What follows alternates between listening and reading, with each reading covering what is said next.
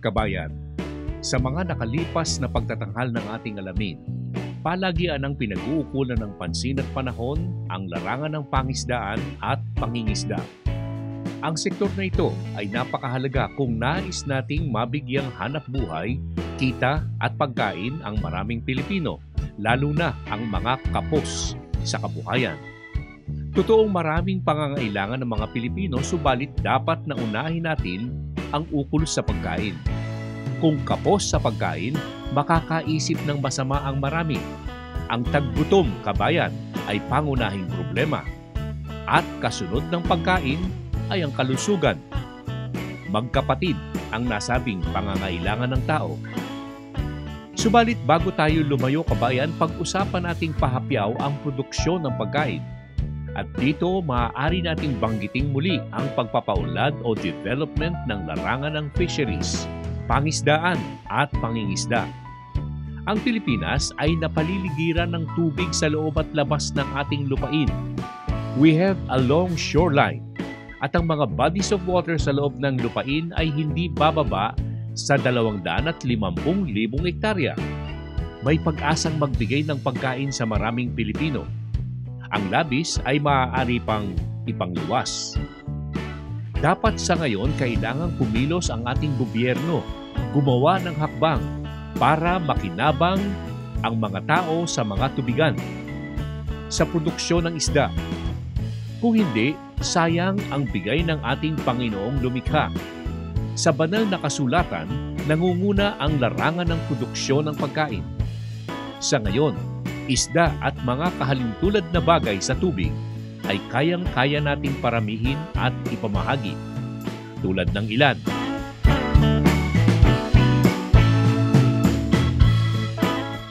Ano ang unang-unang konsiderasyon na inisip mo na nung kunin mo itong palaisdaan na ito sa lugar na ito ng Lingayen na ito, Lingayen. Anong unang-una mong kinonsider na mga factors?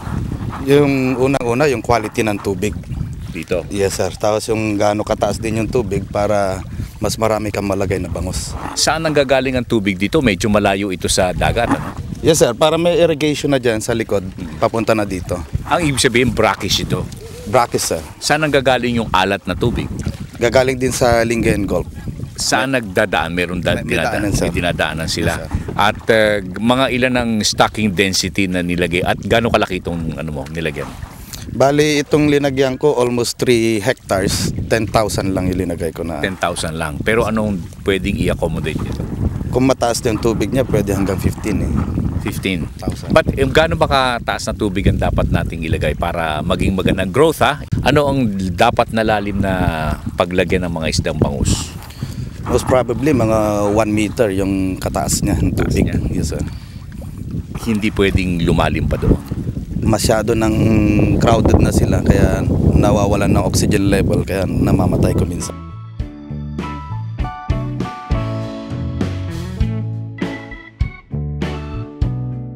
Sa ngayon, masasabi nating may malaking pagkukulang ang mga namumuno sa larangan ng pananakahan at pangisdaan sa Pilipinas. Kailangang mag-ahin ang mga ito ng mga programa ukol sa produksyon ng pagkain. Ang produksyon ay magbibigay ng kasapatan sa ating hapagkainan.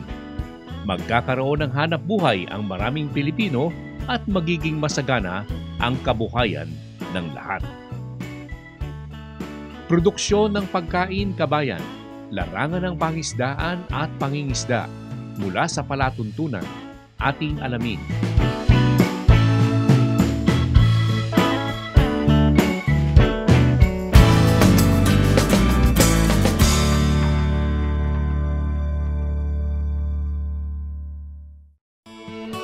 The Filipino local flavor never ceases to amaze one's taste.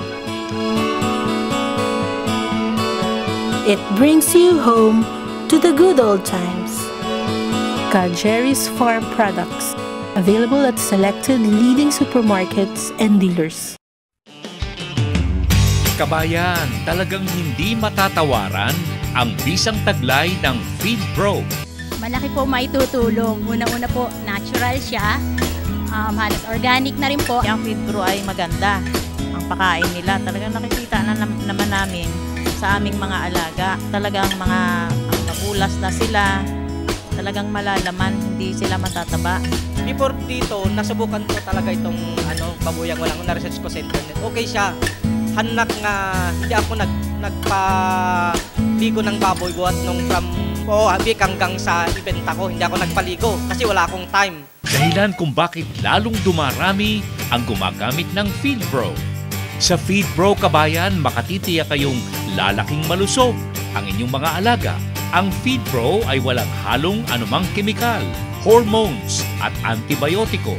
Lahat ng sangkap ay tungo sa likas na pagpapalaki ng inyong alagang baboy. Likas din ang paraang gamit. PIGS, Profitable Innovative Growing System. Bawas gastos, bawas trabaho, at halos walang masamang amoy. Kaya kabayan, pumaris na sa mga gumagamit ng FeedPro. Lahat sila ay nasisiyahan. Mag-FeedPro na, kabayan!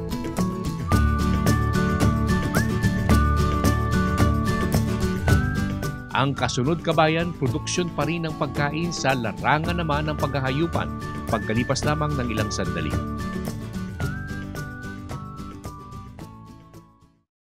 Craving for European bread but can't stand the price? Then learn how to make bread on your own with Smiling Pockets. Enroll now at GSK's Advanced Bread Making Seminar. Para mag-enroll sa anuman sa aming mga seminars, tumawag sa Gabayan sa Kabuhayan Hotline 825-7454 o mag-text sa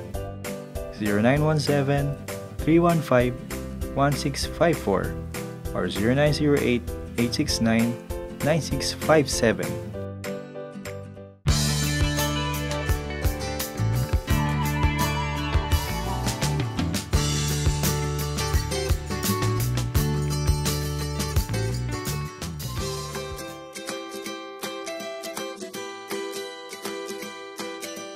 Alam po ninyo kabayan kung mahalaga ang pangisdaan at pangingisda.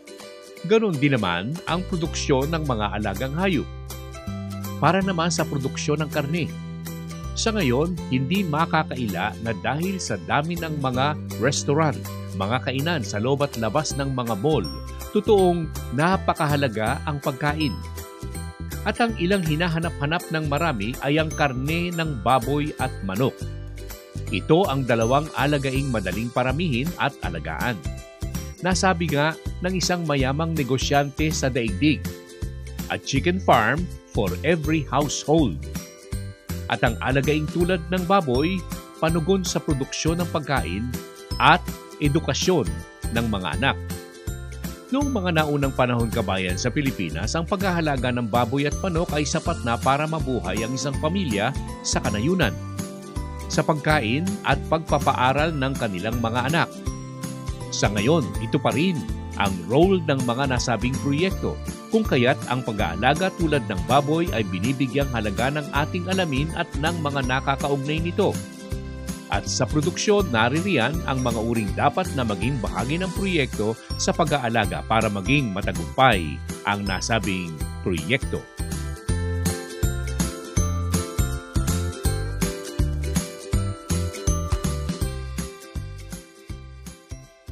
Diba, meron tayong tinatawag na mga junior guild, junior boar ba? Junior boar at saka senior boar. Anong pagkakaiba ng dalawa?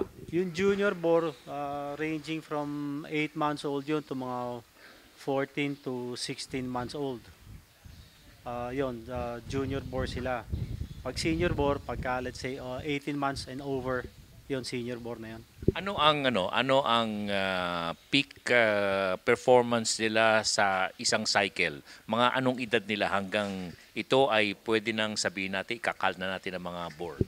Ay kakal mo yan pagka mga 3 years old na. Pagka over 3 years old, up from 18 months old up to 2 years or 2 years and a half, senior boar sila, highly productive sila.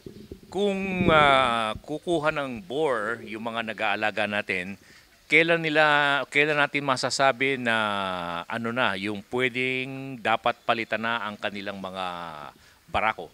Ay depende yun eh. Pagka yung quality ng similya hindi na maganda, mahina ng gumalaw, yun, kailangan ng palitan. Pero meron namang mga barako, 3 years old, 3.5, pwede pa. Hanggat maganda yung quality ng similya, okay pa rin yung katawan, magagamit pa rin yun. Anong ibig mo sabihin sa maganda pa yung similya, gumagalaw pa ito? Pagka madami pa yung similya, malakas pa yung galaw, yung volume ng similya, madami pa, yun, pwede pang gamitin yun.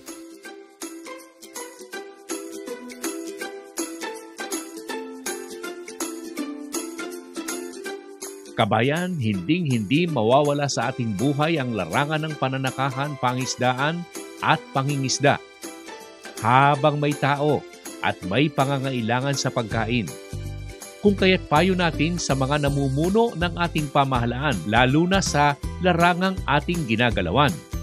Magsagawa ng mga hakbang upang mapanatiling masagana ang bansa sa pagkain. Kabayan, ang lahat ng ito sa ating dagdag kaalaman ng palatuntunang ating alamin.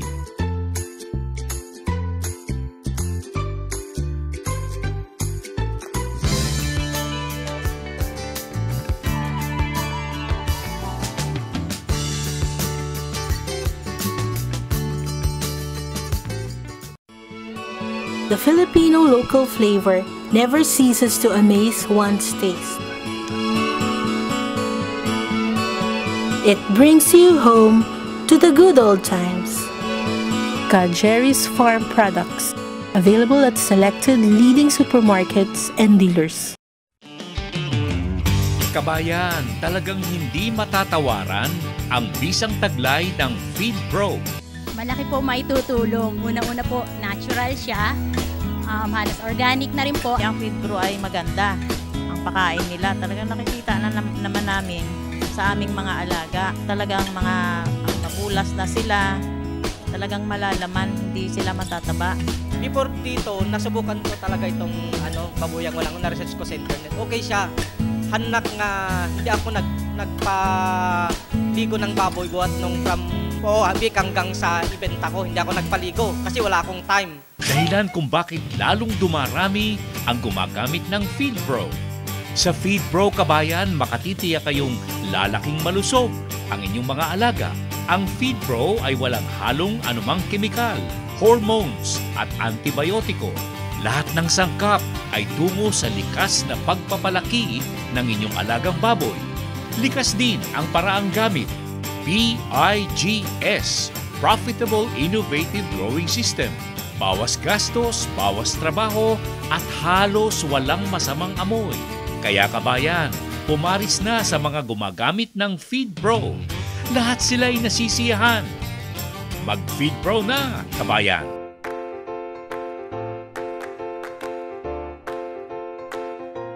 Mamaya, kabayan, ang mga paksang hiling sa ating palatuntunan at mga tanong na ating tanggap. Q&A pagkalipas lamang ng ilang minuto.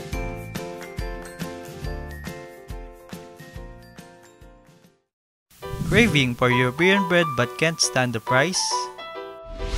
Then learn how to make bread on your own with Smiling Pockets.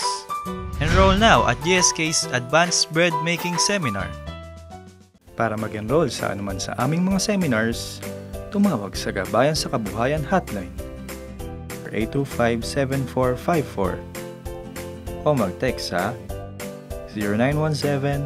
0917-315-1654 or 0908-869-9657.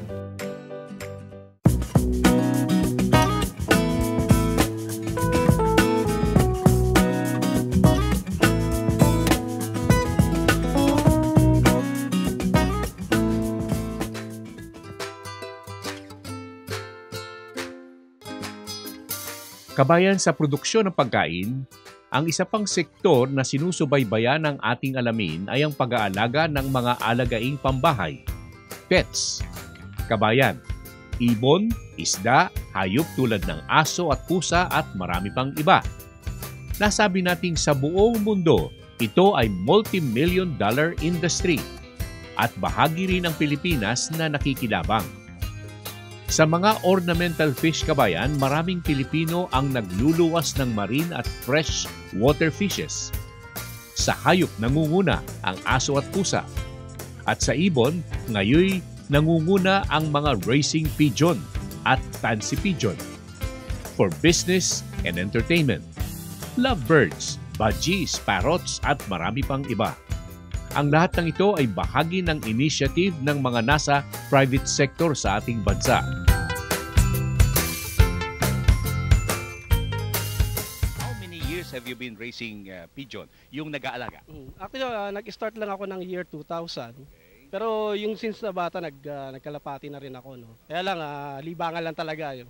Pero yung naging, sabi natin, naging professional racer talaga ako since 2000 lang.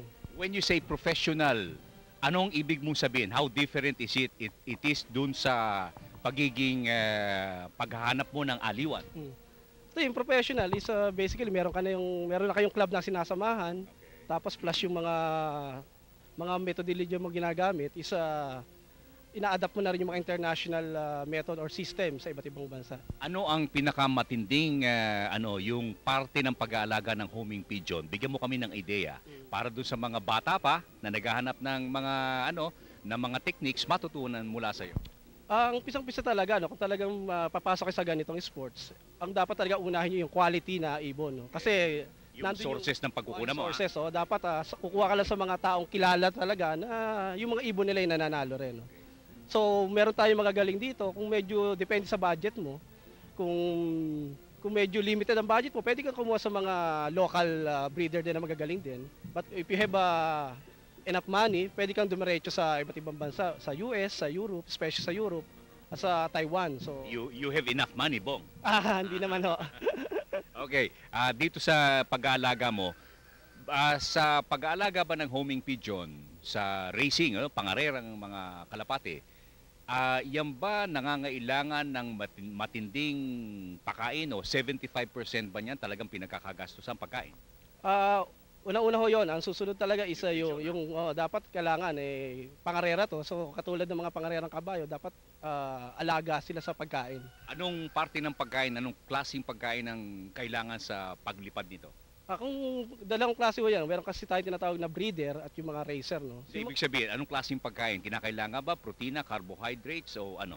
Yung pangarera ho, dapat mas lamang yung carbohydrates. Pag yung mga breeders, mas dinadamihan namin yung porsyento ng protina.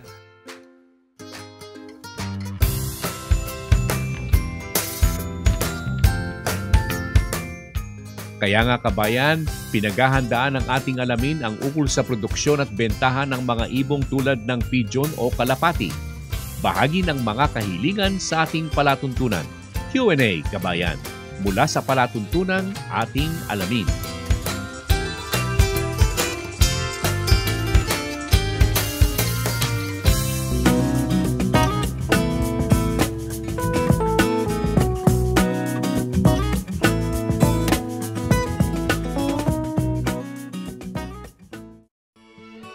The Filipino local flavor never ceases to amaze one's taste. It brings you home to the good old times. Jerry's Farm Products, available at selected leading supermarkets and dealers. Kabayan, talagang hindi matatawaran ang bisang taglay ng Feed Pro. Malaki po maitutulong. Una-una po, natural siya. Halos organic na rin po. Yung Feed Pro ay maganda. Ang pagkain nila, talagang nakikita na naman namin sa aming mga alaga. Talagang mga mabulas na sila. Talagang malalaman, hindi sila matataba. Before dito, nasubukan ko talaga itong babuyang walang na-research ko sa internet. Okay siya. Hanak nga, hindi ako nagpaligo ng baboy buhat nung from week hanggang sa event ako. Hindi ako nagpaligo kasi wala akong time. Dahilan kung bakit lalong dumarami ang gumagamit ng Feed Pro. Sa Feed Pro kabayan, makatitiyak kayong lalaking malusog ang inyong mga alaga. Ang Feed Pro ay walang halong anumang kemikal, hormones at antibiotiko. Lahat ng sangkap ay tungo sa likas na pagpapalaki ng inyong alagang baboy. Likas din ang paraang gamit. PIGS, Profitable Innovative Growing System. Bawas gastos, bawas trabaho, at halos walang masamang amoy. Kaya kabayan, pumaris na sa mga gumagamit ng Feed Pro. lahat sila ay nasisiyahan. Mag-Feed Pro na, kabayan! Mamaya, hanap buhay, negosyo at mga proyektong maaaring pagkakitaan ang ating pag-uusapan. GSK, pagkalipas lamang ng ilang sandali. Craving for European bread but can't stand the price? Then learn how to make bread on your own with Smiling Pockets. Enroll now at GSK's Advanced Bread Making Seminar. Para mag-enroll sa anuman sa aming mga seminars, tumawag sa Gabayan sa Kabuhayan Hotline 825-7454 o mag-text sa 0917-315-1654 or 0908-869-9657.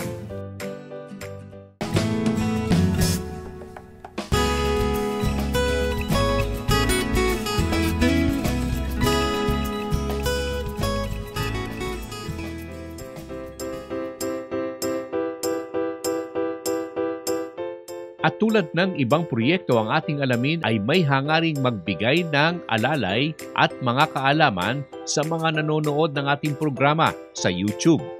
Kung kaya't ang Gabayan sa Kabuhayan ay may laang mga proyektong maaaring pagkakitaan, pananakahan, pangisdaan at mga palatuntunang pangtahanan. Tutal kabayan, na pag-uusapan ang mga paksang may kaugnayan sa pagbibigay hanap buhay at kita sa ating mga kababayan. Narito ang isang halimbawa ng mga seminar na naisasagawa ng GSK sa ating alamin. So dito, bago natin ilagay sa mixer, pagsasama-samahin natin lahat ng dry ingredients. Ito yung flour, sugar, yung salt, yeast. Instant yeast natin, milk powder at bread improver. So ilalagay natin ito dito sa mixer. Then susunod natin dyan is yung ating egg. Pagkatapos ng egg, tubig. Pwede natin ilagay ito.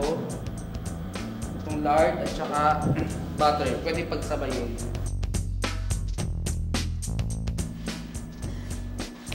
So rest natin to ng 15-20 minutes. Ang cheese bread ganito lang.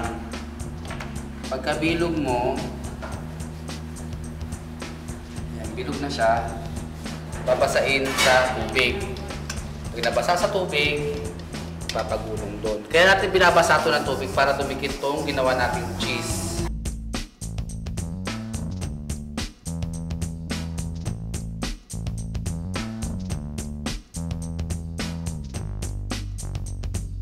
Ano pong ginagawa niyo?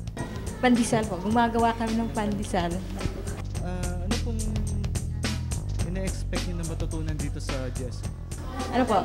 Techniques paano gumawa ng pang-negosyo na na pamamaraan sa paggawa. Hindi lang siya yung taste, pati yung techniques para umunlad yung gusto namin magyari. We are here na magkaroon kami ng experience. Ma'am, ano pong balak nyo gawin after nyong matuto? Mag-aaral pa po mag-enroll po ulit ng next line na offer nila, cakes and pastries po. Plano namin mag-asawa na, kasi may maliit din kami bakery sa amin. Gusto rin namin mapalaki, matutunan yung negosyo ng bakery. Inaayahan po namin kayo na mag-enroll dito sa GSK upang matutunan nyo rin yung mga basic baking para ma-apply nyo sa inyo, kumita kayo ng kahit paano. Ma'am, ano pong ina-expect nyo na matutunan dito sa GSK? Ina-expect namin matutunan na to put up our own business. Yun nga, plano namin magtayo ng business for like bakery. So, nandito kami para matuto kung paano gumawa ng mga commercial breads. For televiewers out there, ini-invite namin kayo na mag-try mag-take ng courses na to na talagang really interesting, and matututo talaga kayo how to make your own breads.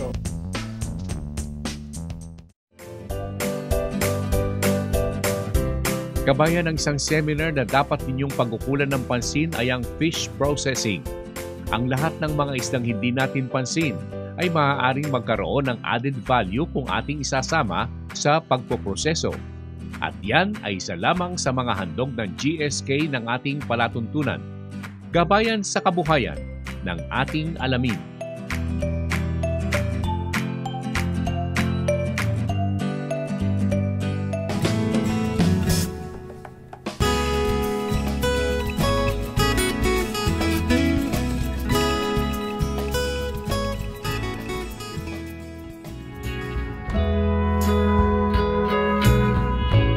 Mamaya kabayan, sa ating extension service, muli po nating babalikan ang isang maliit na bayan sa lalawigan ng Batangas sa gilid ng Lake Taal.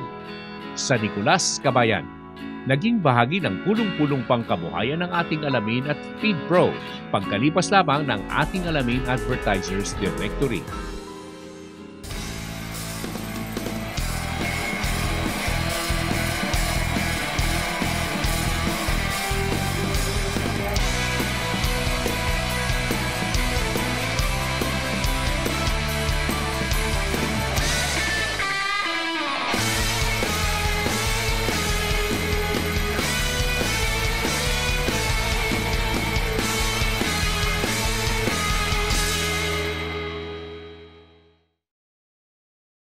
Fast times need fast solutions.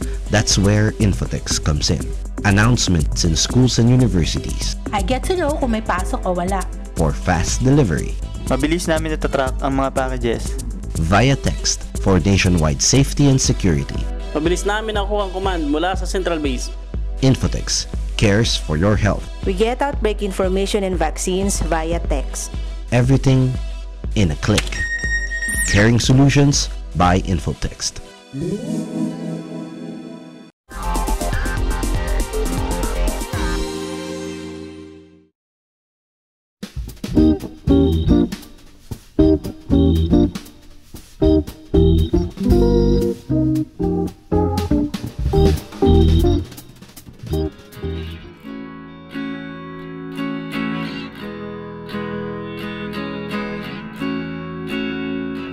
Alam po ninyo kabayan, kamakailan ay napadako ang ating alamin at Feed Pro sa isang bayan sa Batangas na matatagpuan sa pampangin ng Taal Lake.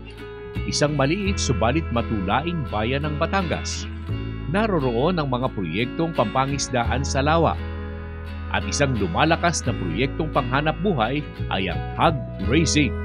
Bahagi ng mga pinag-usapan sa pulong-pulong pangkabuhayan sa bayan ng San Nicolas.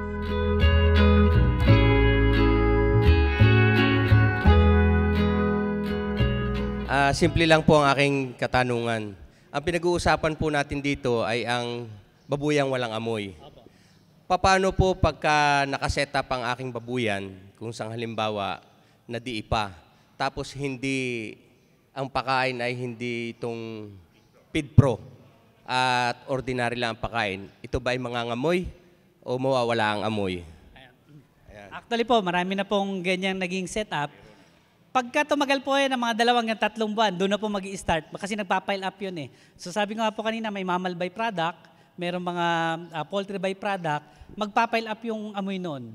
Kaya pagdating ng 2 hanggang 3 buwan, actually marami nagre-reklamo pagka yun pa rin yung setup. Kaya nakapackage yung ating fermentation. It's because of the probiotic na kailangan po natin. May tendency. Amoy. De, tsaka yung Mayor, yung pong alagaan po ninyo, simentado pa, ano ba? Simentado pa po. Siguro isa sa mga madaling magkaroon ng pagbabago, maglagay ng water pool sa likod. Water pool. Kasi simentado naman yan, all you have to do, harangan po ninyo ng 1 foot, 1 foot lang na palitada, pagkatapos may drainage siya ng kaunti. Yung pakain po, Feed Pro. So, ibig sabihin, mas magaling kung Feed Pro ang pakain para tuluyan na mawala na yung amoy. Hindi naman tuluyan, mababawasan ang masamang amoy. Okay. Okay na. Sigurado na kaming may parokyano kaming may babuyan, si Mayor. Okay. Okay. Yung pong sinasabi ni Mayor, basta't may pakaing Feed Pro, totally, bawas kagad yung masamang amoy. Tapos, yung PIGS, isisingit po ninyo, siguro talagang maganda na po talagang magiging kalagayan. Ang ginawa ko po, yung sa farm namin, yung isang parte ng kulungan, kasi simentado simentado. Ang ginawa namin, sa ilalim, nilagyan namin ng drainage. Pagkatapos, ginawaan ko ng paraan, nilagyan ko po siya ng sahig na bakal. Kasi hindi ko kaya yung plastic matting. Yung bakal na sahig, nilagay po namin do sa dating sahig na simentado. Tapos yung ilalim po, nilagyan po namin ng 4 na pulgada po ng tubig. Para yung dumi ng baboy, yung ihi ng baboy, dun din bumabagsak. Hindi siya may matitira po doon sa kulungan ng bakal kasi pagka buo nandun kinukuha na lang po namin, hindi na masyadong masama. Ngayon, sa kabila, panay ipa. So there are 2 ways of doing it. Pagka kung ayaw nyo na magtanggal ng ng simento. Meron din kaming dinalaw na simentado ang sahig, naglagay na lang ng water pool siya. Well, nagwawalis pa rin siya pero bawas na. Bawas na po. Kasi yung baboy, pagka jumijingle, pumupunta rin sa wallowing pool. Pag dudumi, doon siya pumupunta. Pero see to it na meron kayong drinker po doon para doon siya iinom. Ang baboy naman matalino, doon siya iinom sa drinker niya, doon sa nipple na tinatawag. Hindi yan iinom doon sa ibaba. Mandidiri siya. Bakit ako iinom dito? May instinct ang baboy. Oo, may instinct. May dumi dito, ba't ako dito? Dito ako iinom sa drinker ko, malinis, di ba? 100 pesos. May kinukunan ako yung malaki-laki, 90 pesos. Dito sa Lipa, meron. Pupunta yan sa tuyo. Hindi yan maglalagay. Wala siyang choice pagka palaging basa. Siyempre, ikaw man, ang bahay mo palaging basa, wala ka naman mahiga, hihiga ka doon. Pero pagka may nakita kang tuyo-tuyo doon, remember, I said, the fourth out of the 4, pang-4 po ang baboy na pinaka-matalinong hayop sa buong daigdig.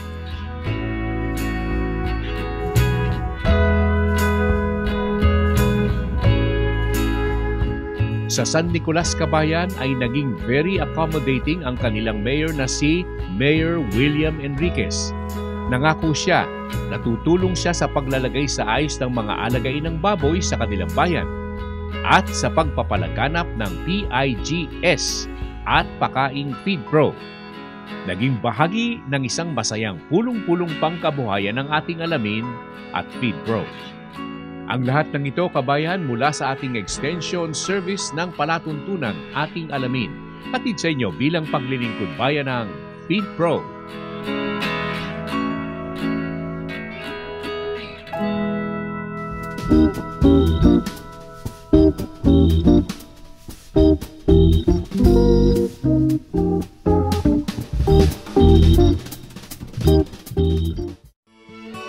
The Filipino local flavor never ceases to amaze one's taste. It brings you home to the good old times. Jerry's Farm Products, available at selected leading supermarkets and dealers. Kabayan, talagang hindi matatawaran ang bisang taglay ng Feed Pro. Malaki po maitutulong. Una-una po, natural siya. Halos organic na rin po. Ang Feed Pro ay maganda. Ang pakain nila, talagang nakikita na naman namin sa aming mga alaga. Talagang mga mabulas na sila. Talagang malalaman, hindi sila matataba. Before dito, nasubukan ko talaga itong babuyang walang na-research ko sa internet. Okay siya. Hanak nga, hindi ako nagpaligo ng baboy buhat nung from Habik hanggang sa ibenta ko. Hindi ako nagpaligo kasi wala akong time. Dahilan kung bakit lalong dumarami ang gumagamit ng FeedPro. Sa FeedPro kabayan, makatitiyak kayong lalaking malusog ang inyong mga alaga. Ang FeedPro ay walang halong anumang kemikal, hormones at antibiotiko. Lahat ng sangkap ay tungo sa likas na pagpapalaki ng inyong alagang baboy. Likas din ang paraang gamit. PIGS, Profitable Innovative Growing System. Bawas gastos, bawas trabaho, at halos walang masamang amoy. Kaya kabayan, pumaris na sa mga gumagamit ng FeedPro. Lahat sila'y nasisiyahan. Mag-FeedPro na, kabayan! Okay, kabayan, sa huling bahagi ng ating programa sa Larangan ng Pangisdaan, malaking tulong sa mga nagtatanong ang ukol sa tinatawag nating spawning o pagpapalahi, pagpapaitlog ng mga alagaing tulad ng hito para sa malawakang produksyon at hanap buhay para sa maraming Pilipino na humihiling nito. Hito spawning, kabayan, pagkalipas lamang ng ilang minuto. Craving for European bread but can't stand the price? Then learn how to make bread on your own with Smiling Pockets. Enroll now at GSK's Advanced Bread Making Seminar. Para mag-enroll sa anuman sa aming mga seminars, tumawag sa Gabayan sa Kabuhayan Hotline 825-7454 o mag-text sa 0917-315-1654 or 0908-869-9657.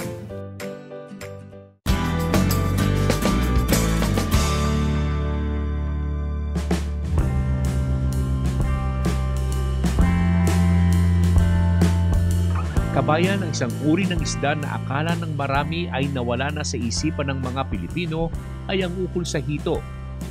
Hito is returning, sabi ng isang nakaugnay ng ating alamin.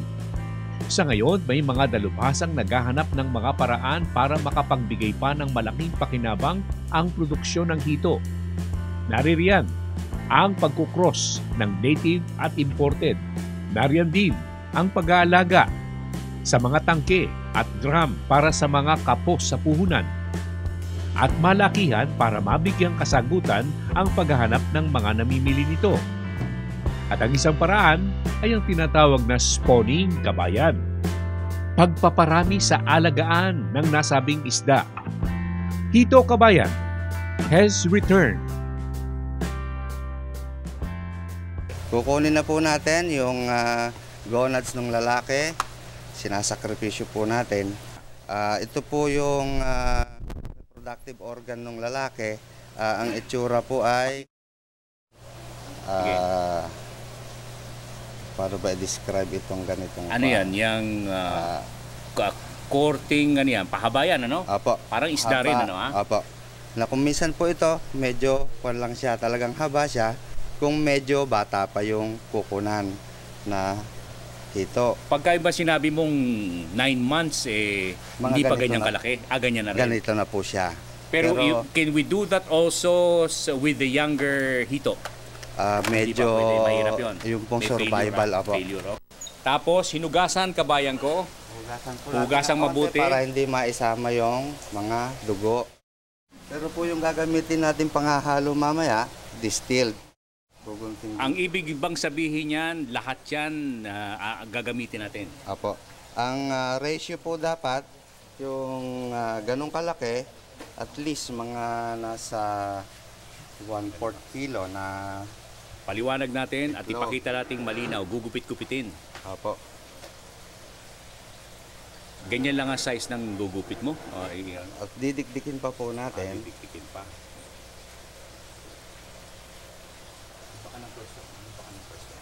Teka ha? At least po ito dapat hindi tumagal ng mga hanggang 5 minuto. Medyo kuha na po yung kanyang effectivity kung ihahalo natin sa itlog mismo. Saka po Didikdikin. natin didikdikin para pumatas. Yan. Pakakatasin mo yan? Opo. E paano yung dinudurog mo? Buhay pa ba yun? Yung pong sperm cell po nito. Hindi naman namamatay yun? Hindi naman po. Ano, kinakailangan mo durog na durog? Medyo talagang pakakatasin lang po naman hanggang sa may makatas na siya. Tapos habang dinudurog po natin, dapat meron na po, sumasabay na po yung nangungulekta ng itlog doon sa babae.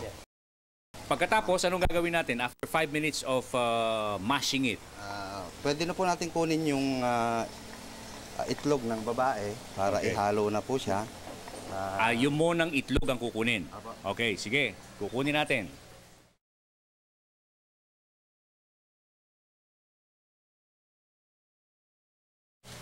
Nasaan ang babae? Yung mataba? Malaki.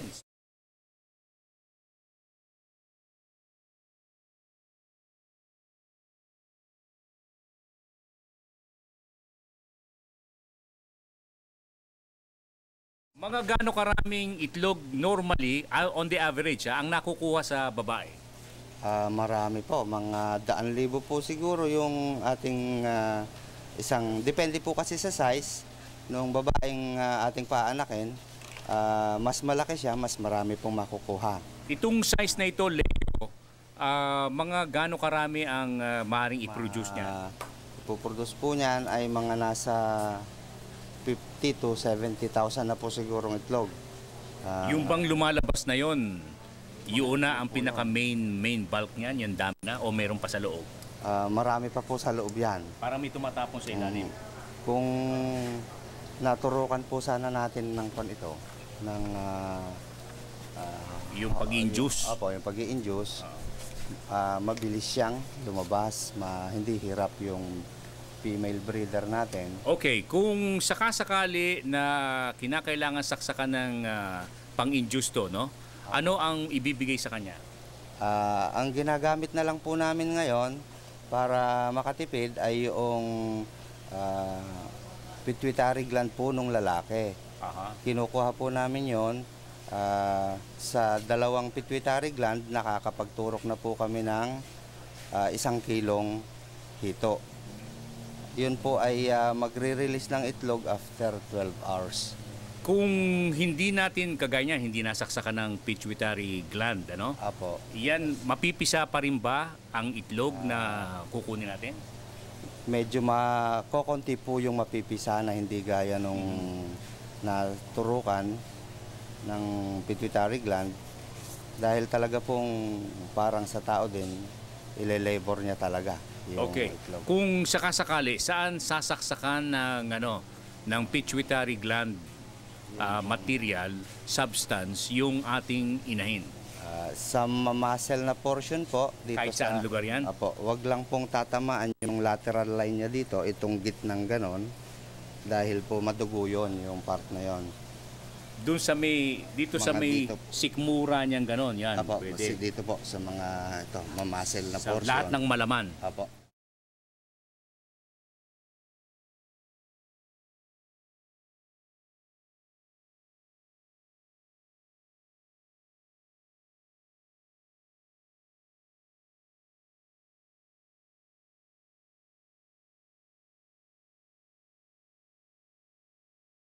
Ihahalo na po natin yung itlog na yon. Yung pong sperm. Pero kung sakasakali, yung bang walang inilagay na gonadotropin, ano? O kaya yung pituitary gland, ano? Opo. Meron din pag-asang mapisayan.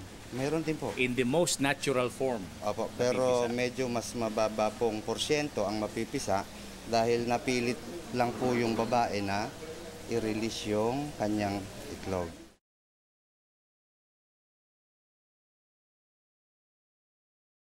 Anong nangyayari sa pagbibreed, pag-spawn ng mga hito na kagaya ng ating pinakikita?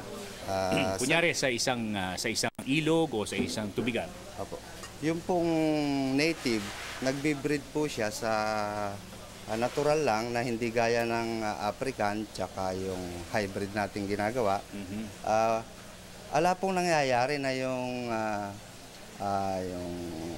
May coating po naman nangyayari, pero outside fertilization po yung nangyayari. I-release nung babae yung itlog niya. Tapos fertilize nung lalaki. Pupusitsitan ng sperm nung lalaki.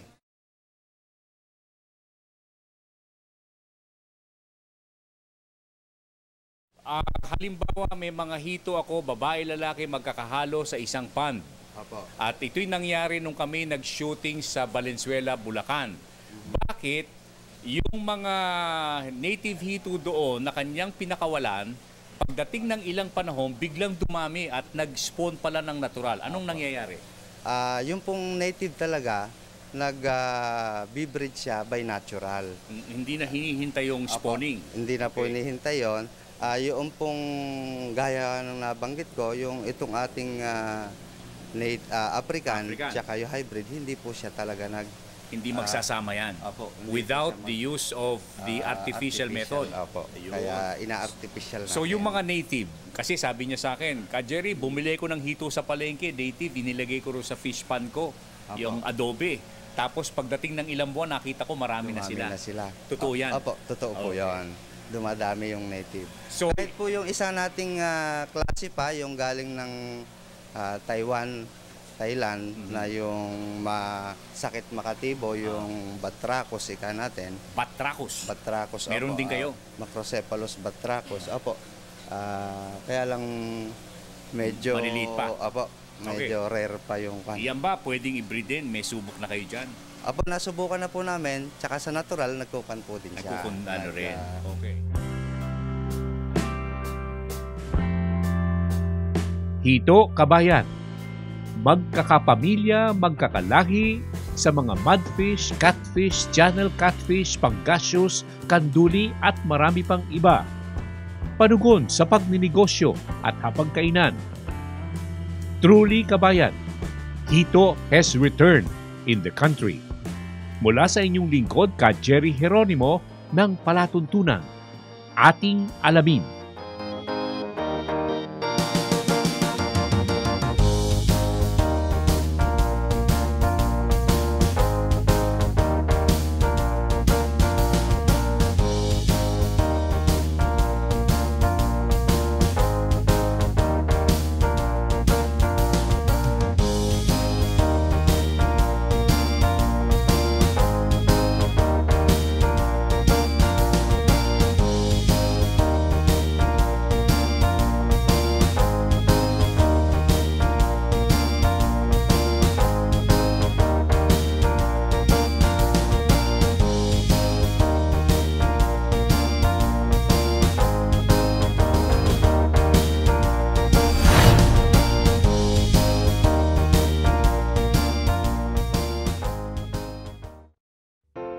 Kabayan, subscribe po kayo para po sa ating palatuntunang ating alamin sa YouTube. Huwag po ninyong kalilimutan, subscription po para sa maganda at maayos na panonood sa palatuntunan ating alamin.